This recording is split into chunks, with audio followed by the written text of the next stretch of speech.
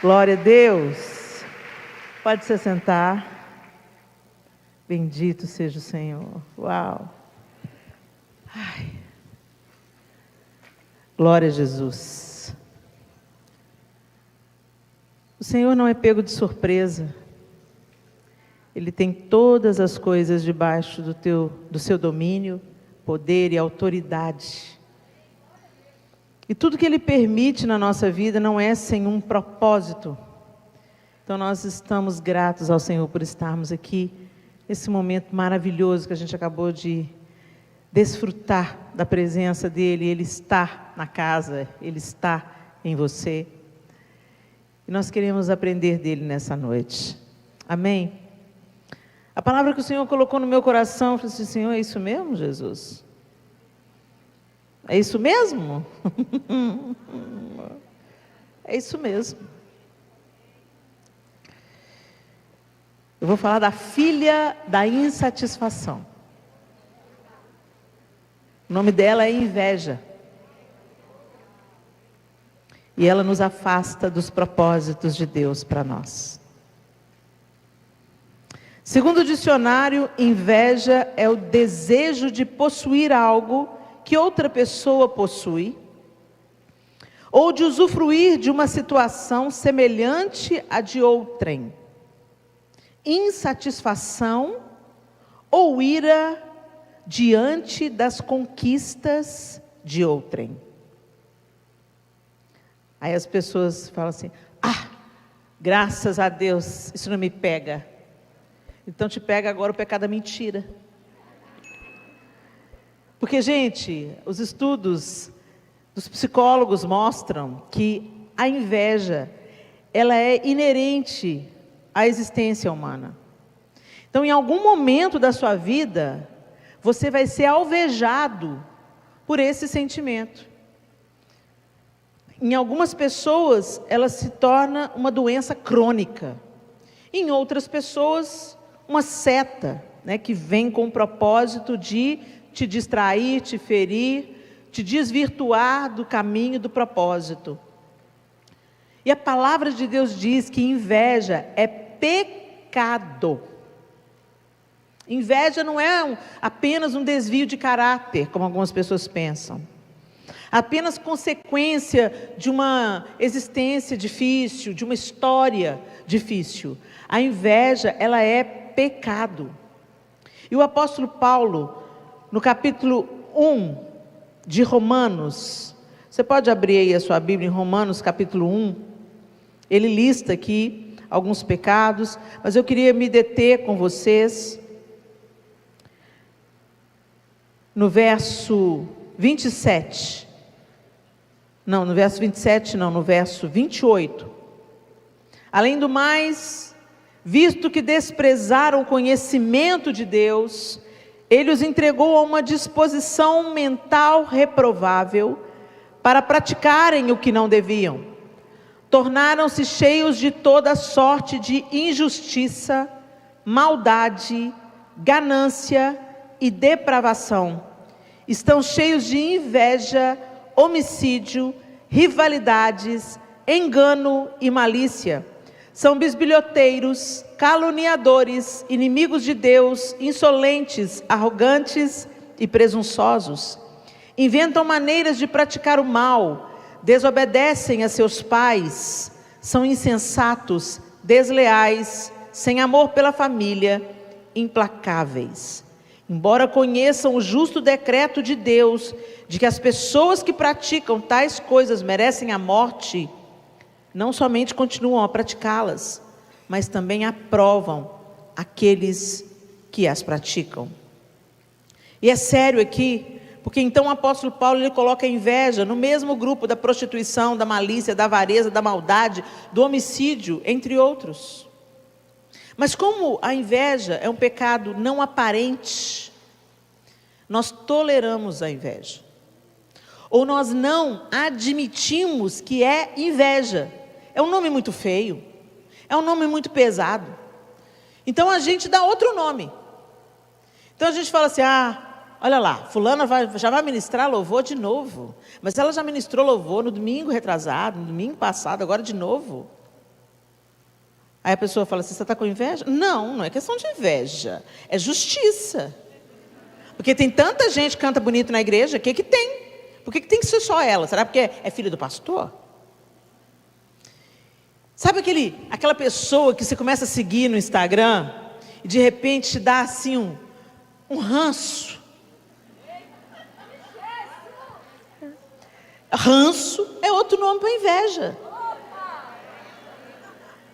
Helena, com que autoridade que você está falando? Com a autoridade de uma ex-invejosa. Gente, a inveja, por que eu quis falar sobre a inveja hoje? Porque Deus tem um caminho para você trilhar e a inveja está te embaraçando. A inveja está sabotando o plano de Deus na sua vida, porque o invejoso não prospera nos seus caminhos. O invejoso fica paralisado na comparação, ou na vitimização, ou na maledicência. Ele entra em um desses nichos. Ou ele fica paralisado, pensando, oh vida, oh céus, oh céu, Deus ama Vivi, mas não me ama. Fica paralisado, pensando assim, Deus, história em que Deus não tem filhos prediletos, hein? Eu que sei. Olha lá a vida da fulana, não tem nada de errado na vida dela. Gente, cada um sabe onde aperta o sapato, gente. A vida da gente não é rede social, não.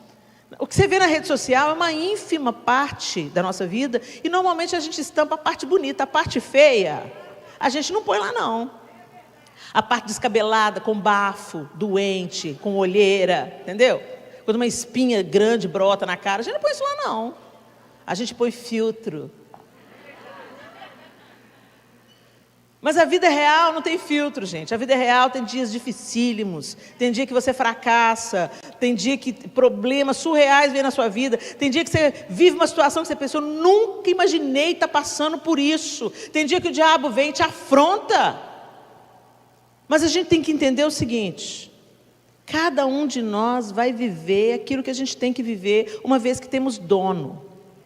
Não estamos aí por aí, à deriva. Temos dono, então o que vem sobre nós é para nos forjar, é para nos aperfeiçoar, e às vezes é para nos abater, às vezes é para nos humilhar, porque Deus resiste ao soberbo, mas aos humildes Ele concede a sua graça.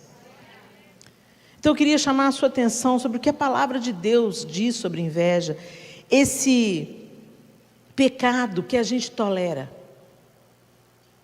Às vezes a gente se torna tão resistente a adultério, misericórdia, prostituição, fornicação, bebedices e glutonarias. Não, glutonaria não dá para pecar, não dá nem para pregar sobre glutonaria, porque é um pecado tão acomodado na igreja, que se você pregar contra glutonaria, como já aconteceu comigo, estava falando sobre as obras da carne, fui falar sobre glutonaria, a pessoa veio se sentindo ofendida, pensando que eu estava falando sobre gordo. Quem disse que glutão é gordo?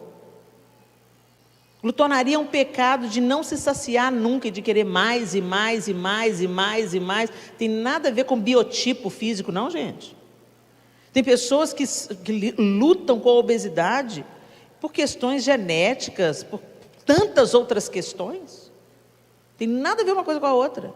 Mas as pessoas não gostam de ter esses pecados que são socialmente tolerados. A glutonaria virou até piada, né? Lá em Belo Horizonte, um buffet de uma amiga minha se recusou a fazer festa de aniversário quando descobriu que era para crente. Gente, vocês estão rindo? É para chorar. O quê? Vocês são evangélico? Ah, não, para evangélico o preço é outro. Como assim o preço é outro? É porque a gente não bebe? Não, vocês não bebem, mas tudo que vocês não bebem, vocês comem. Então é mais caro o buffet para evangélico. Isso sem contar o buffet que não fez a festa. Não, evangélico, a gente não faz festa para evangélico, não.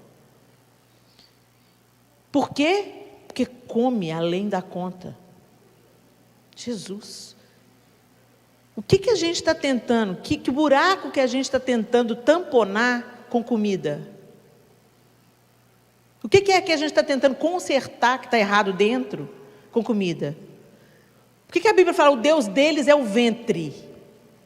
Tem gente que não se sacia com comida, mas também não se sacia com compras. não se sacia com conversa fiada, não se sacia, está sempre naquilo. E a inveja é esse pecado que é socialmente aceito.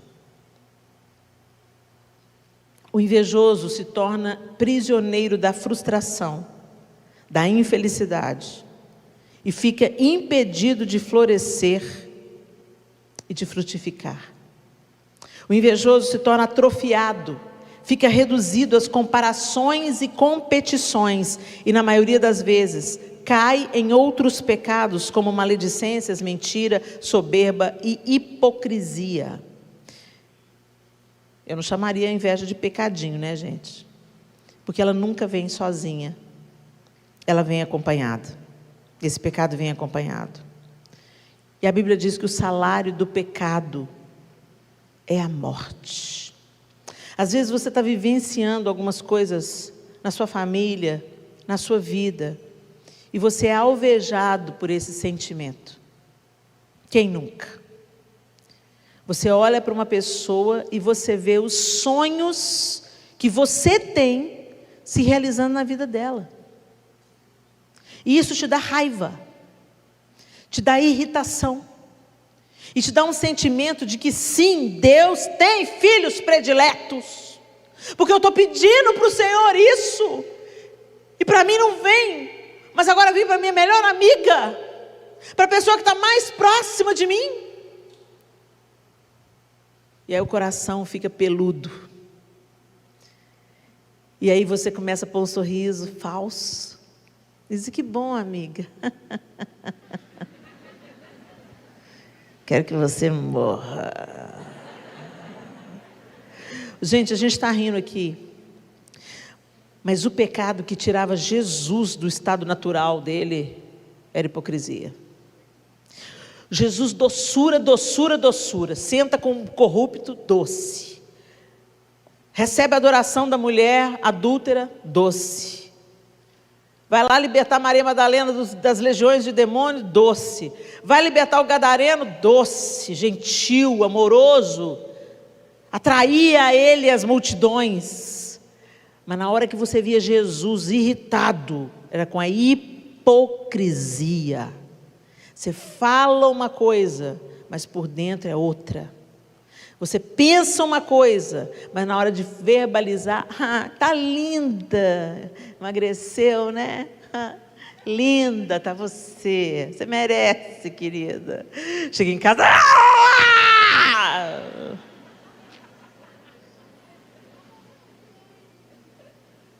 Só que eu tenho que te dizer, minha linda, o Senhor tem vida para você, tem plano para você. E o plano que Deus tem para você não compete com a outra. É o plano de Deus com você, é o plano de Deus comigo, é o plano de Deus com a Vivi, é o plano de Deus com o João, é o plano de Deus com a Cassiane. E todas nós fazemos parte de uma grande engrenagem que tem um único objetivo: levar glória ao nome do Senhor e torná-lo conhecido na terra. É para isso, é tudo sobre Ele. Mas a gente está preso, enredado nessas teias de comparação. E isso sempre existiu, gente, desde que o mundo é mundo. Começou lá no Éden. O primeiro assassinato da história aconteceu por causa de inveja. 2 irmãos vieram e ofereceram as suas ofertas ao Senhor. Deus aceitou a oferta de Abel, mas não aceitou a oferta de Caim. Ao invés de Caim tentar entender onde ele havia falhado, e recomeçar e tentar de novo e acertar o passo, não, ele ficou indignado porque Deus aceitou a oferta de Abel. O problema não era a oferta de Abel, o problema era a oferta de Caim. E às vezes a gente pensa: por que Deus está dando para o outro? Então pergunta: por que Ele não está dando para você? Aí a gente se lembra de quem? Davi. Samuel foi mandado pelo Senhor à casa de Jessé para ungir o novo rei sobre Israel, porque assim como ele rejeitou a Caim, ele também havia rejeitado a Saul. E ele falou: Samuel, vai à casa de Jessé que eu vou ungir um novo rei sobre Israel. E quando Samuel chega, manda reunir os filhos de Jessé, entra Eliabe. grandão, charmosão. Eu fico imaginando Eliabe alto. Por quê? Enganou Samuel. Ele viu Eliabe, ele comparou Eliabe com quem? Saul. Saul foi eleito rei, se destacava do resto do povo dos ombros para cima, tinha porte de guerreiro, porte de rei, era alto, bonitão, a presença impunha. Quando Samuel põe o olho em Eliabe, pensa, o primogênito de Jessé. Tem uma bênção sobre o primogênito de Jessé, imponente, devia ser alto também, preparado para a guerra, porque ele estava lá também na batalha contra Golias. E aí Samuel olha, eis aí o ungido do Senhor. O Senhor, não, pode parar, Samuel. Samuel, para de olhar para a aparência. Porque eu não estou nem aí para a aparência de Eliabe, estou nem aí para o porte de Eliabe. Em outras palavras, o Senhor está falando, não atente para a aparência, porque eu vejo o coração e eu rejeitei o coração de Eliabe. Abinadab, Samar, mais 4 irmãos, 7 filhos de Jessé passaram diante dos olhos de Samuel, não era nenhum deles. Você não tem mais nenhum outro filho? Ah, tem, Davi. E lá vem o garoto de gentil aspecto, ruivo e de gentil aspecto, nenhum porte de guerreiro, nenhum porte de poder. Por que a gente busca tanta aparência de poder? Sendo que Jesus veio na contramão disso. Jesus não cresceu em Jerusalém. Nasceu em Belém para que se cumprisse a profecia. Passou seus primeiros anos em Nazaré. E depois foi para Cafarnaum. Quando você vai em Cafarnaum hoje, é uma vila de pescadores, com casebres minúsculos. Você vai em Jerusalém, você vê aquela estrutura de cidade majestosa, antiquíssima, a elite religiosa toda em Jerusalém. E Jesus em Cafarnaum. Na Galileia, gente, quando falava Galileu, esse nome era pejorativo. A gente canta, né? Galileu. Mas na linguagem bíblica, Galileu é aquela gentalha lá, um Galileu, um favelado. Tinha um nome pejorativo, que hoje a gente nem usa mais esse nome. Não é favelado. Mora na comunidade, porque é ofensivo falar que uma pessoa é favelada em alguns contextos. Galileu, aquele povo lá misturado, aquele povo imundo, aquele povo com tanto de religião misturado, povo esquisito, aquele povo pescador, aquele povo. Jesus se afastou completamente do status da época. Mas nós buscamos o que Jesus desprezou. E nos engolimos e competimos nessa comparação.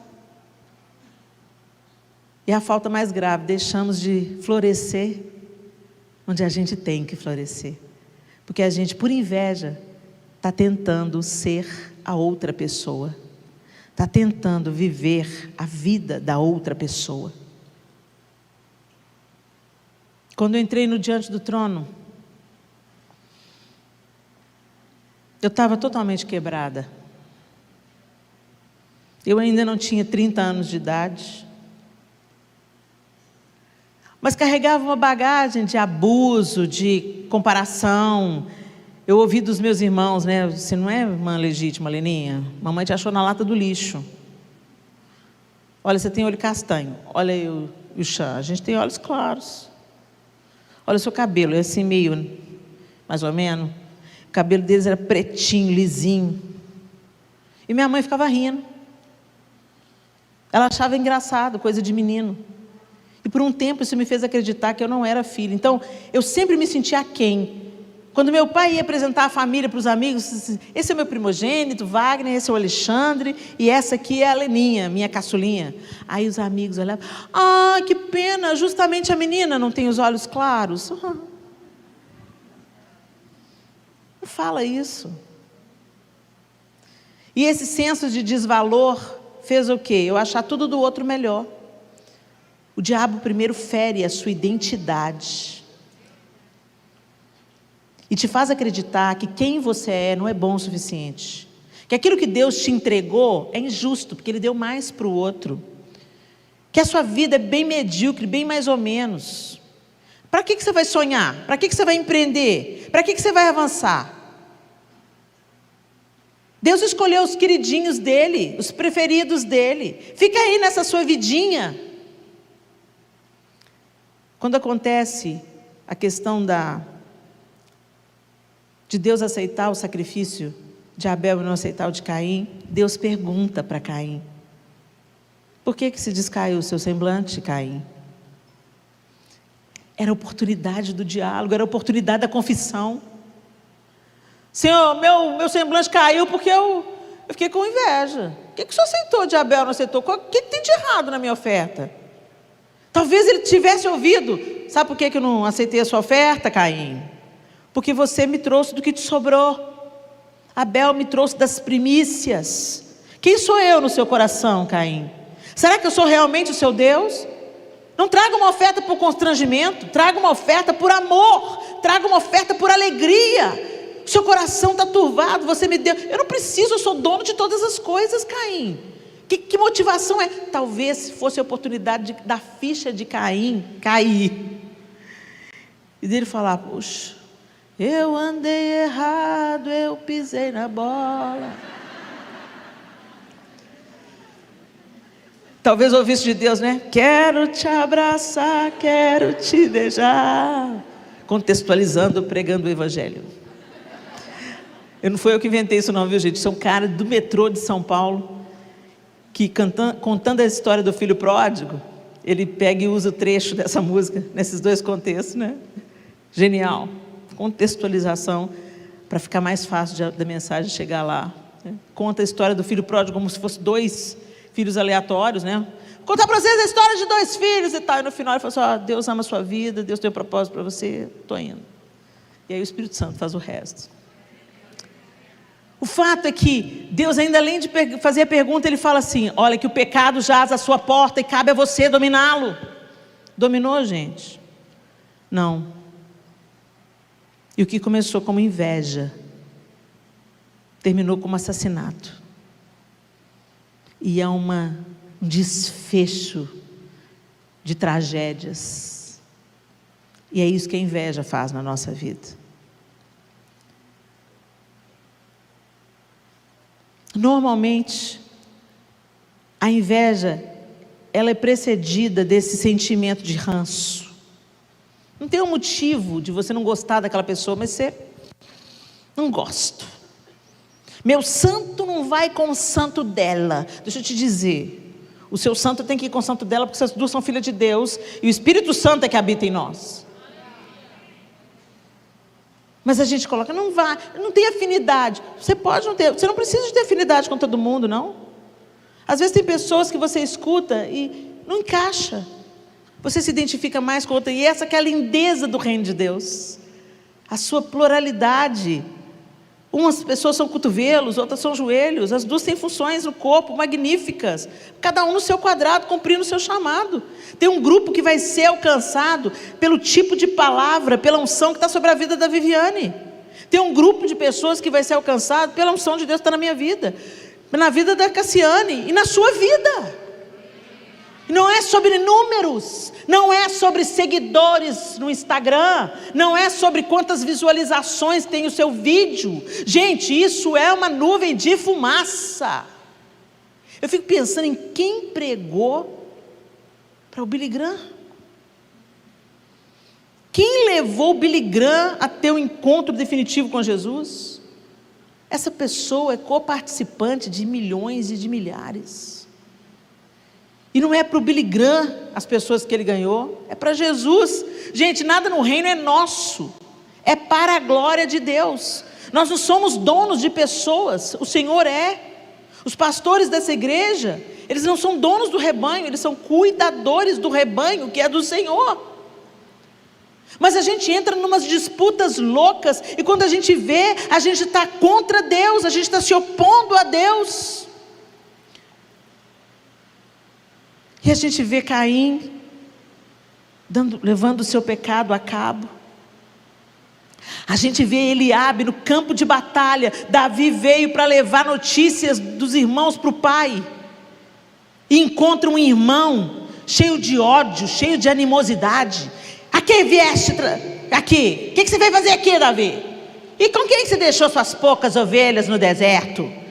Eu conheço a maldade do seu coração e a presunção de você. Você veio aqui para ver a batalha. Gente, se ele foi lá para ver a batalha, que maldade e presunção tem nisso?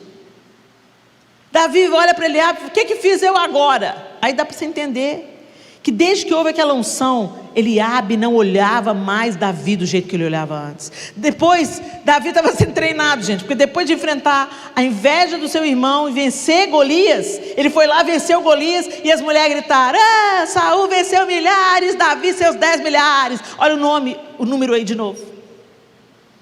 Saul ouviu a musiquinha: como assim? Davi venceu 10 milhares e eu só milhares? Acendeu-se a inveja de Saul contra Davi, e ele perseguiu implacavelmente Davi por inveja. Mas eu queria trazer o seu olhar para o fim de Caim, para o fim de Saul,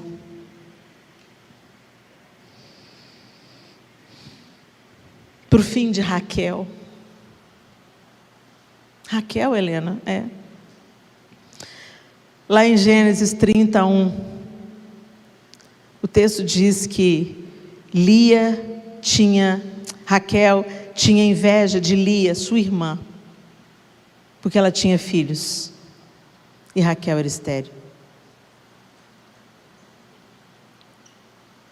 Raquel é a esposa preferida de Jacó, mas ela não foi enterrada junto com os patriarcas.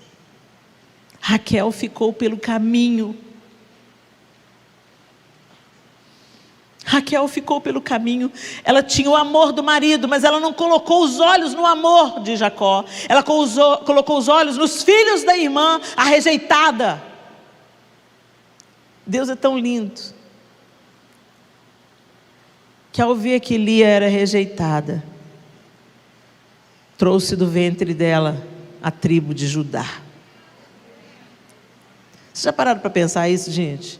Que a caolha da Lia é que teve a tribo de Judá, de onde viria o Messias. Deus não dispensa os quebrantados de coração. Lia era quebrantada. Ela não escolheu ir para a cama de Jacó. Ela foi levada por seu pai. E ela queria ser amada por Jacó. Mas sua irmã já tinha o amor de Jacó. Talvez Lia fosse a alternativa de Deus desde o princípio. Mas Jacó estava fascinado pela aparência de Raquel. Até o último momento, quando Jacó passa o val do Jaboque, ele coloca primeiro, antes de Raquel, Lia. Se meu irmão matar alguém, mata primeiro Lia. Ele põe Raquel por último. E nem assim Raquel se satisfez. Morreu e ficou pelo caminho. Foi sepultada no caminho. Você quer ficar sepultada no caminho, minha linda? Durante anos, por causa do meu sentimento de inadequação, eu achava tudo dos outros melhor do que o meu. Eu não conseguia enxergar minhas potencialidades, talentos, capacidades. Eu desprezava o que eu tinha nas minhas mãos, exatamente como Raquel desprezou o que tinha nas mãos. Por inveja. Porque você olha para a vida do outro, para o casamento da outra, para os filhos da outra, para os bens, para as posses, para os diplomas, para a formação, sei lá o quê, para o dom, para a voz. E você olha para o temperamento. Eu tinha inveja do temperamento da Ana Paula. Gente, eu queria tanto ser meiga assim. Ela fala tão manso. E eu falo assim. Né, irmãos? Mas Deus usa cada um no seu quadrado, cumprindo o seu chamado. É aí que está a beleza do corpo.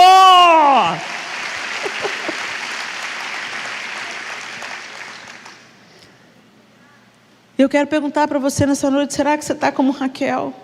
Gente, não é à toa que a Bíblia está recheada de exemplos de inveja. Toda a Bíblia, de Gênesis até o Apocalipse, você vê comparações, você vê competições, você vê inveja. Eu já citei aqui Raquel, eu já citei aqui Davi, Saul, mas eu quero dizer para José e seus irmãos. Os irmãos julgaram José na cova por causa de quê?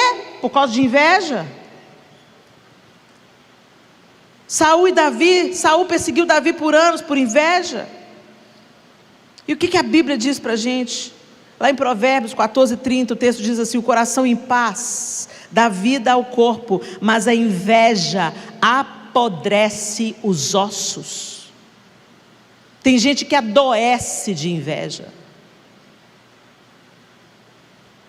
Comportemo-nos com decência como quem age à luz do dia, não em orgias, bebedeiras, não em imoralidade sexual e depravação, não em desavença e inveja. Ao contrário, revistam-se do Senhor Jesus Cristo e não fiquem premeditando como satisfazer os desejos da carne. A palavra de Deus está recheada desses exemplos. E a gente podia ficar aqui, discorrendo sobre cada um deles.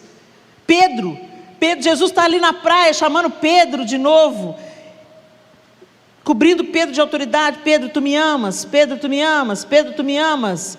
Ele está tendo aquela conversa com Pedro para trazer reconciliação de Pedro, para reposicionar Pedro no chamado que ele tinha. Você já largou as redes, Pedro? Não volta para as redes de novo, não. Você não precisa de pescar de novo, não. Eu tenho um chamado para você, eu tenho uma missão para você. E ali naquela conversa, Jesus diz para Pedro como ele deveria glorificar a Cristo, morrendo por amor dele. E na hora ali, Jesus, no tete a tete com Pedro, Pedro pega e vira para si: conta este, João. E Jesus olha para Pedro e fala: que te importa? Adorei essa resposta de Jesus. Pedro, o que te importa? O que te interessa? O que eu vou fazer através de João, Pedro? Quanto a ti, segue-me. Hashtag fica a dica. O que você está olhando para a vida da sua irmã? O que você está olhando para o casamento da sua irmã? Gente, se está sentindo inveja, para de seguir. Deixa Deus te curar primeiro. Depois que você estiver curada, aí você volta a seguir, começa a glorificar a Deus pelo dom na vida da outra. Porque é lindo a gente ver a manifestação de Deus na sua pluralidade, na sua multiforme graça e sabedoria. É riquíssimo, é importante, e prova que nós não somos a totalidade do propósito de Deus. Tem um pedacinho em mim, tem um pedacinho na outra, um pedacinho na outra, um pedacinho na outra, e assim nós reunidos glorificamos o nome do Senhor. Mas o diabo tem plantado no meio da sua igreja esse tipo de invejas e de pendengas. Líderes proeminentes, cheios de talento, que começaram certo, olhando o número de... Ai, quantos membros tem naquela igreja? Encontra os pastor, líder. Quantos membros tem na sua igreja? Que te interessa? Os membros que tem na minha igreja não são mérito meu. Os membros que tem na minha igreja são os discípulos que o Senhor está me entregando, as ovelhinhas que Ele me deu para cuidar. Ora por mim. E Deus não se impressiona com números. A mesma multidão que gritou Hosana ao que vem em nome do Senhor, gritou crucifica. Não me impressiono com números. E na vez que Davi quis contar o poderio bélico dele, falou: vamos saber quanto que tem o exército. Veio a ira de Deus sobre Davi. Você está o que, Davi? Confiando no número do seu exército? Eu vou te mostrar quem é que dá vitória para Israel. Matou 700 num dia só. 700 mil? 700 mil? 70 mil? Há uma pancada de gente.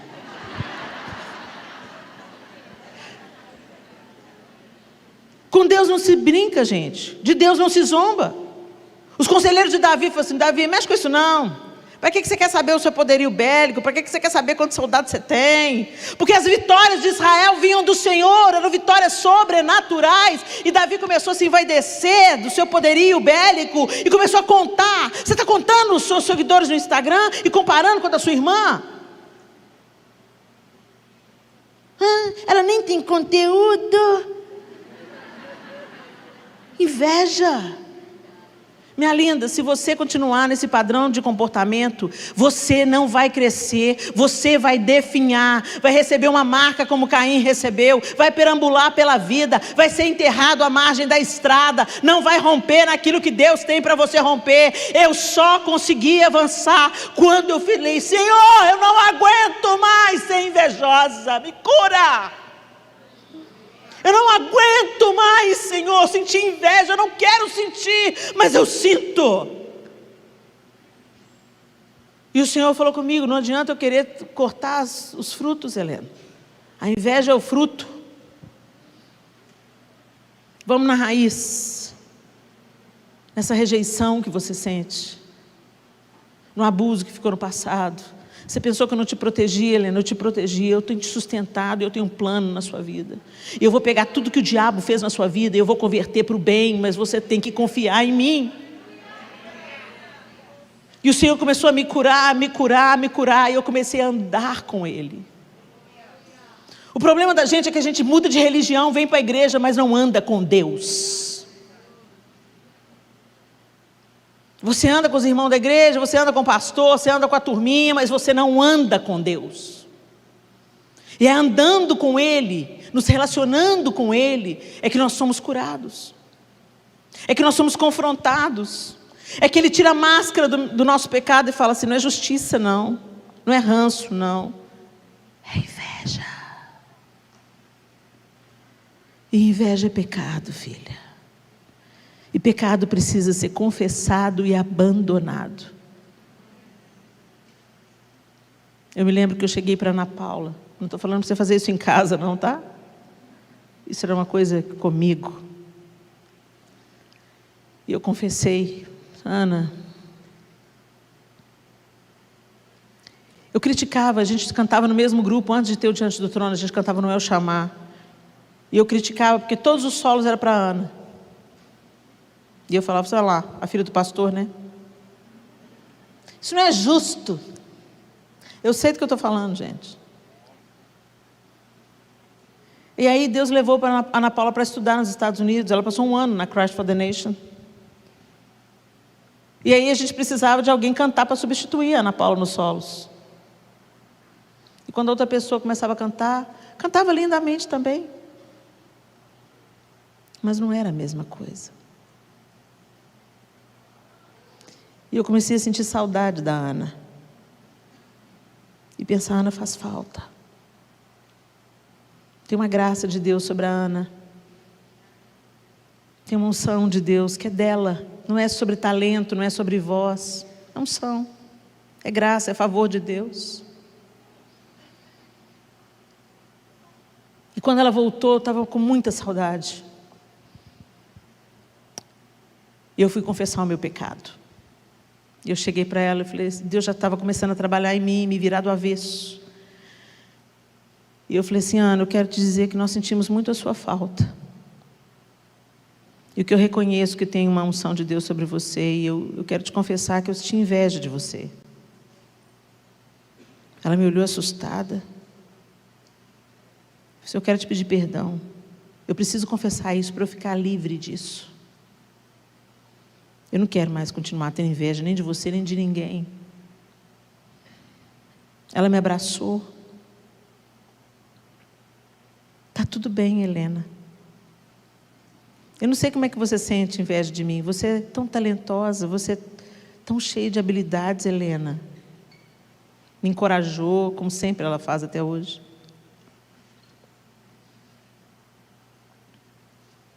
Um ano depois, ela me chamou para integrar o Diante do Trono. E Deus me amou através dela.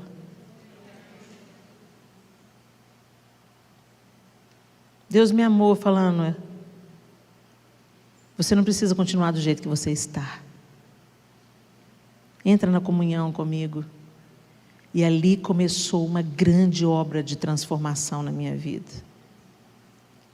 Mas eu precisei ser quebrada. Um dia nós fomos ainda no El Chamar fazer solos.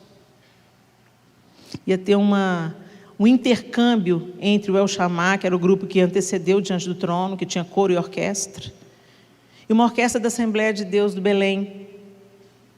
Então eles vieram de São Paulo com um coral de 100 vozes, uma orquestra.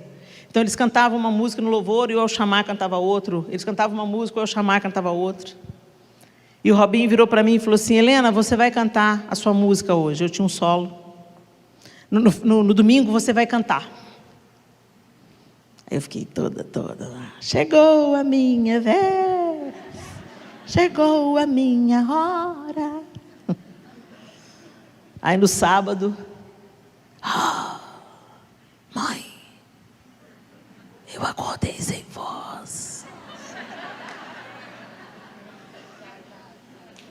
Completa. Eu nunca ficava rouca. Até hoje é muito difícil eu perder a voz. Eu deitei com a voz e acordei sem ela. Poda.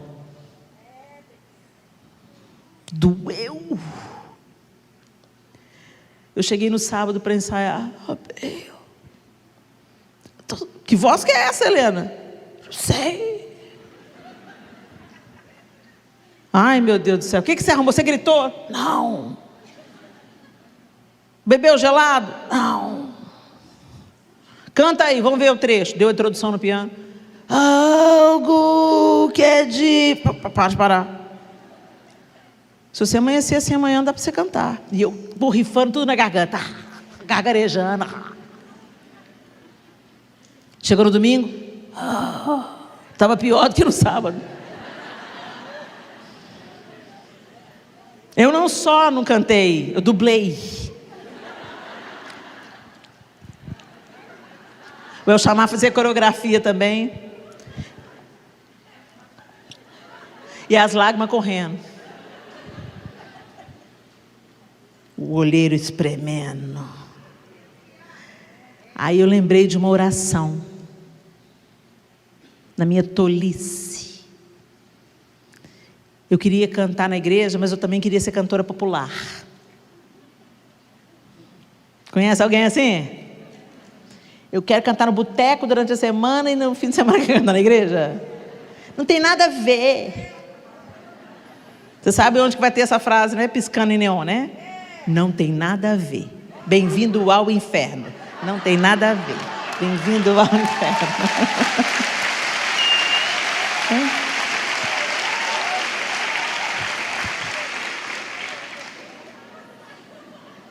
Aí naquela tolice eu e o Senhor, o Espírito Santo lá, debaixo de um tanto de escombro, né? A minha vontade, meu desejo, a minha ferida, a minha pereba, tudo lá em cima da voz do Espírito. Mas Ele é um herói. E Ele lá, você não nasceu para isso, meu propósito não é esse, você não nasceu para isso, meu propósito não é esse, você não nasceu para isso. Eu pego e falo: Deus, eu fiz essa oração, gente. Se não for para cantar do jeito que eu gosto, então por que você me deu voz? Se não for para cantar do jeito que eu gosto, então tira. Adivinha o que veio na minha cabeça naquele dia de domingo? A lembrança da oração tola. As lágrimas corriam, minha mãe tentando me consolar. Ô, minha filha, o que será que aconteceu?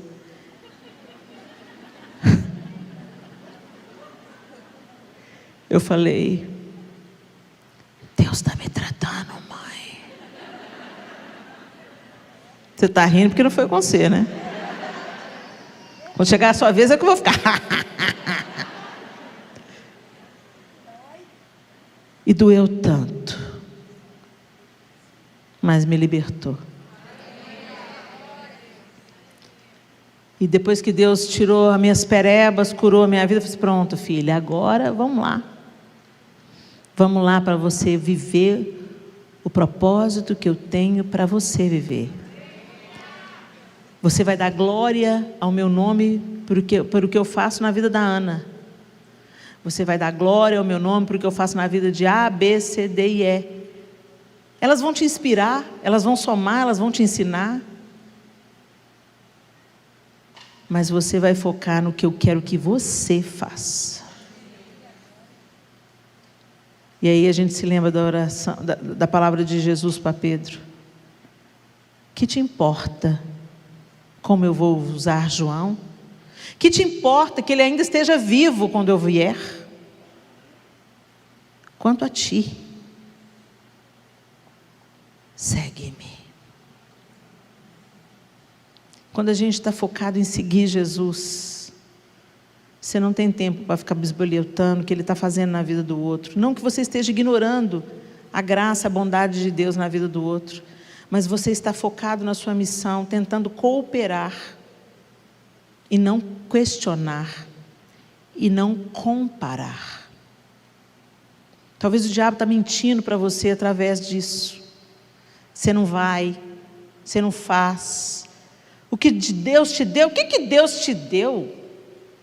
Você não consegue fazer isso. Ah, mas eu queria cantar, mas eu não tenho voz. Gente, para de olhar para aquilo que você não tem, e para de olhar para aquilo que você tem, porque o que você tem é o que aponta o seu propósito. Deus não ia te mandar cantar e não te dar voz. Se Ele quisesse que você cantasse, Ele te dava voz. Você quer cantar, mas o povo não quer ouvir.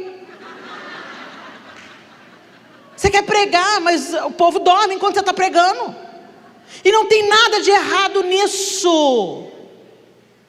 Cada um tem um propósito, um chamado, uma vocação. Gente, quando saiu no meu teste vocacional, oratória, eu falei: o que eu vou fazer com isso? O que é isso? Oratória. Aí a conselheira do colégio falou: Helena, significa que quando você falar, as pessoas vão querer te ouvir. Eu quero ser atriz. Eu quero cantar, eu quero fazer arte. Sou artista. O que eu vou fazer com isso?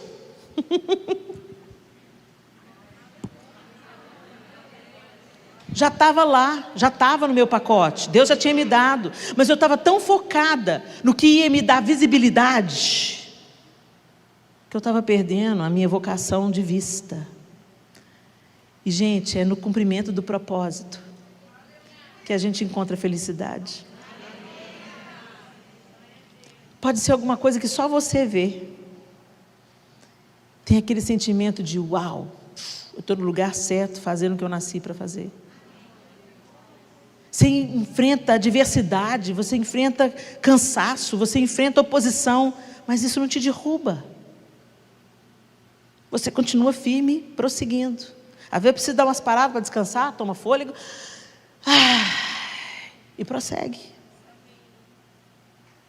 Agora, se você está vivendo o propósito que é para outra, você vai se frustrar, vai se decepcionar, vai esperar resposta nas pessoas que não vêm, e você se frustra ainda mais, e a sua inveja só cresce. O fim de Saul, o fim de Caim, o fim de Raquel. Não é isso que você quer para a sua vida, é? Feche os seus olhos.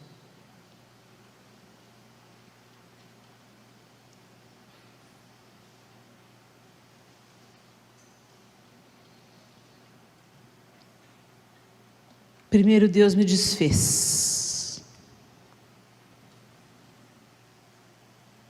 Arrancou as minhas máscaras e as minhas desculpas. Não, é justiça. Não, eu só não me identifico. Ele me desnudou, me levou à confissão de um pecado.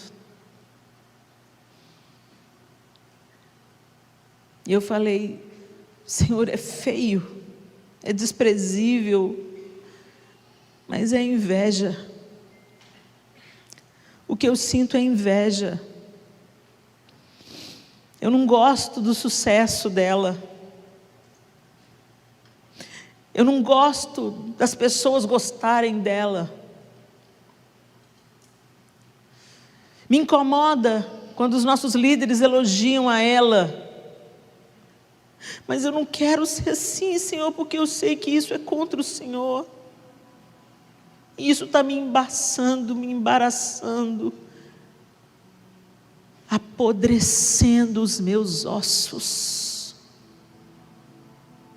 Eu me tornei maledicente, irritadiça, ingrata, insatisfeita, murmuradora.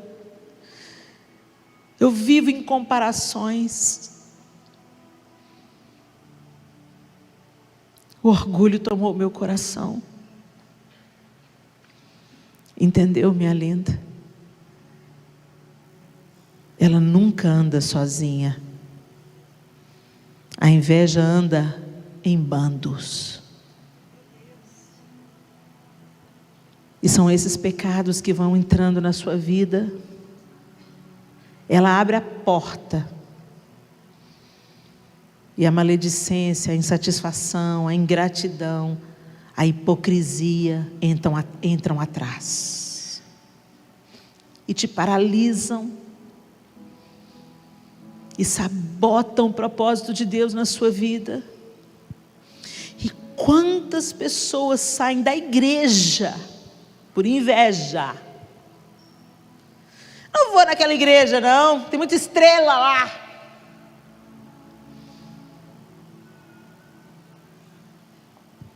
Não gosto daquele pastor não, ele se acha. E quando você pensa que não, está errante como Caim,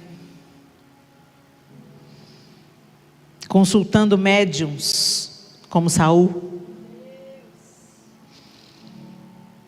sepultada nos seus sonhos como Raquel. Ajuda-nos, Senhor. Minha linda, Deus tem uma vida para você. Ele quer tocar em você, transformar você e transbordar em você. E o mentiroso está te enganando. Você se olha no espelho, você se critica. Por que eu tenho esse cabelo? Por que eu tenho esse peso? Por que eu tenho esse corpo? Por que eu tenho essa cor? Eu queria ser fulana. Olha a ingratidão aí.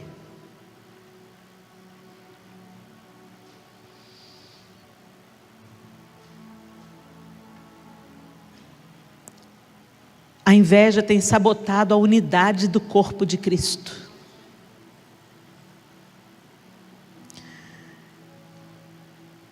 Eu não preciso ser adivinha e nem preciso de ouvir as histórias que acontecem nessa cidade.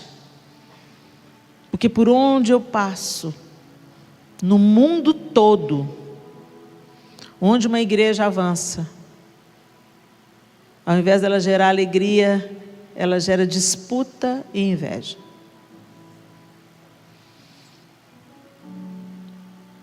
Em países fora, pastores denunciam outros pastores se eles não têm o documento de legalidade na nação. E eu fico perguntando, o que Deus vai permitir que aconteça conosco para promover a unidade? Se nós não formos atraídos pela doce voz do Senhor, nos chamando à reconciliação, ao conserto e ao arrependimento do pecado da inveja, o que Deus vai permitir para produzir a unidade do corpo? Mandar todo mundo para a arena de novo? Porque enquanto alguns morriam na arena, outros oravam em unidade. Pedro estava preso, apanhando. E a igreja reunida na casa da mãe de Marcos, orando. O que vai precisar de acontecer com a gente, para a gente confessar e abandonar o pecado da inveja? Essa pandemia não é vã, ela não é um erro de trajetória. Ela é um sinal de alerta piscando alto, uma sirene tocando, uma trombeta tocando, nos convocando a um novo estilo de vida, a um reposicionamento que é precedido de arrependimento de pecados. Não há avivamento sem arrependimento.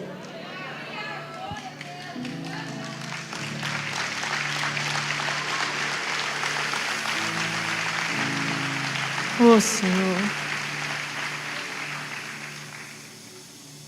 quero seguir-te,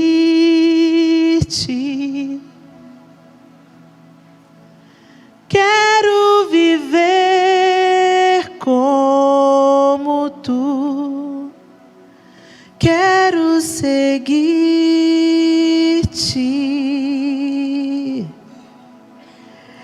dia após dia.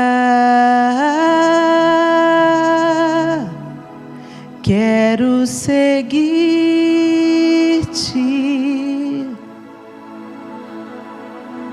quero viver como tu, quero seguir-te,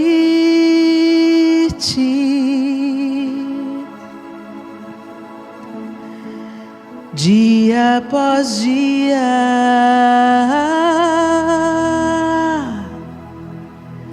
Quero seguir-te.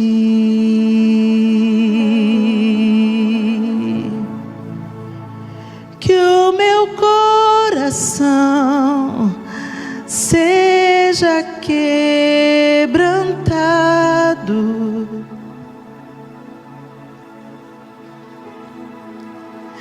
que o meu prazer seja fazer a tua vontade,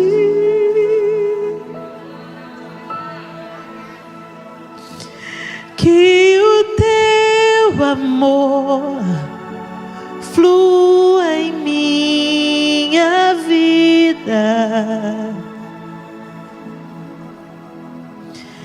que o teu perdão alcance até os meus inimigos.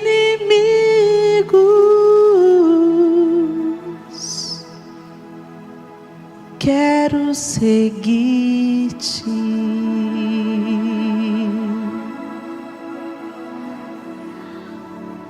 Seguir a Cristo não é frequentar uma igreja evangélica. Seguir a Cristo é andar com Ele e ser aperfeiçoado nele. É dar as costas para um antigo estilo de vida e deixar o Senhor te tomar pela mão e te levar a um novo e vivo caminho. Eu não posso terminar essa sessão sem te dar uma oportunidade de se expor diante de Deus. Por isso que eu gostaria que todos estivessem de olhos fechados aqui. Nós não estamos aqui para tomar conta da vida do outro, mas eu queria que você que precisa de denunciar o seu pecado, de falar: Senhor, eu me comparo, e muitas vezes me passou pela cabeça que o Senhor ama mais o fulano do que eu. Eu me questiono, por que o Senhor não me dá o que eu tanto te peço, e o Senhor dá para outra? Eu não gosto de mim, de nada que eu tenho. Por isso a vida do outro me parece ser tão bonita, tão brilhante, que eu desprezo o que eu tenho nas mãos. Hoje é o dia de mudar essa história, minha querida. Naquele dia que eu rasguei meu coração, falei: Senhor, eu estou assim, mas eu não quero permanecer assim. Eu quero avançar, eu quero viver os seus sonhos, eu quero viver os seus propósitos para mim, eu quero florescer. Eu estou seca.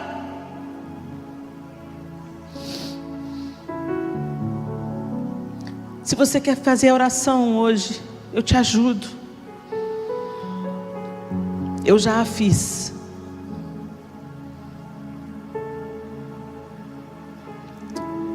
Eu queria que só você que precisa fazer essa oração de confissão hoje, na área específica que você precisa fazer, só você conhece, eu não conheço, que só você ficasse de pé no seu lugar e eu quero orar junto com você.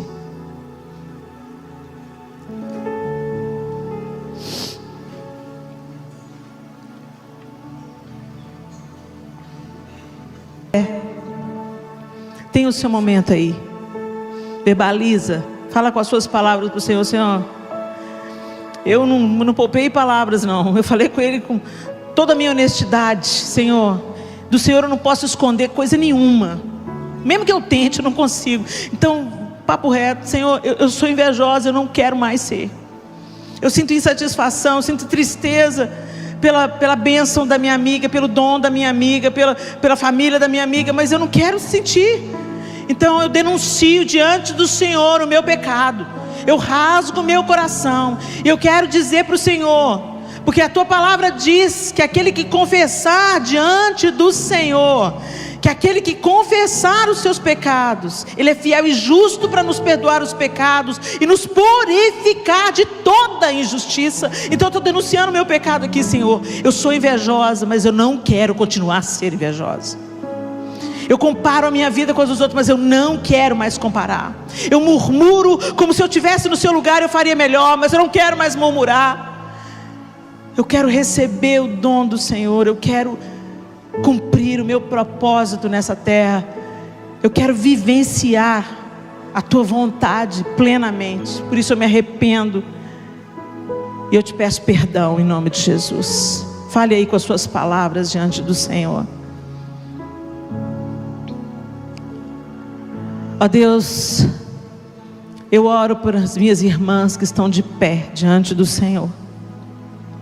Esse gesto de se colocarem de pé admite que elas precisam e dependem do Senhor, e que elas estão denunciando e rompendo em nome de Jesus qualquer vínculo com esse pecado que as assedia. Deus, quando elas ficam de pé, elas estão dizendo para o Senhor: eu não quero mais continuar assim. Eu não quero mais continuar me comparando, sentindo inveja, ingratidão, menosprezando aquilo que o Senhor já me deu e já fez por mim. Eu não quero mais continuar sentindo insatisfação pela bênção da minha irmã. Eu quero me alegrar, eu quero festejar e eu quero fazer parte daquilo que o Senhor está fazendo na terra. Por isso eu te peço, Deus, escuta esse clamor. Elas estão balbuciando por trás dessas máscaras.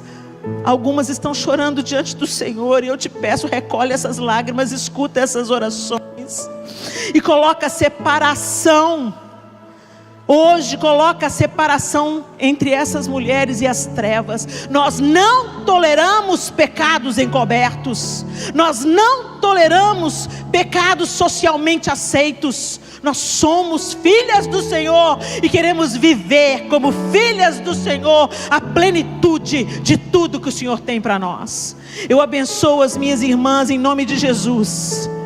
E na autoridade do nome de Jesus eu as libero para prosperar, Senhor, para avançar, para descobrirem seus dons, seus talentos, suas habilidades, para celebrarem aquilo que o Senhor confiou a elas e para florescerem e frutificarem a 30, a 60 e a 100 por um. Ó Deus, levanta um exército de mulheres curadas, restauradas, que não disputam umas com as outras e que geram uma geração curada de homens e mulheres, meninas e meninos que apreciam a bênção de Deus na vida uns dos outros.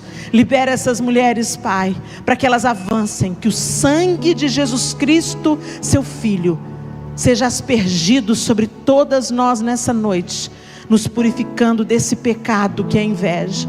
Denunciamos diante do teu altar e te pedimos: cobre-nos com teu perdão, com o teu sangue purificador, e inaugura um novo tempo a partir de hoje, em nome de Jesus. Amém e amém. Aleluia.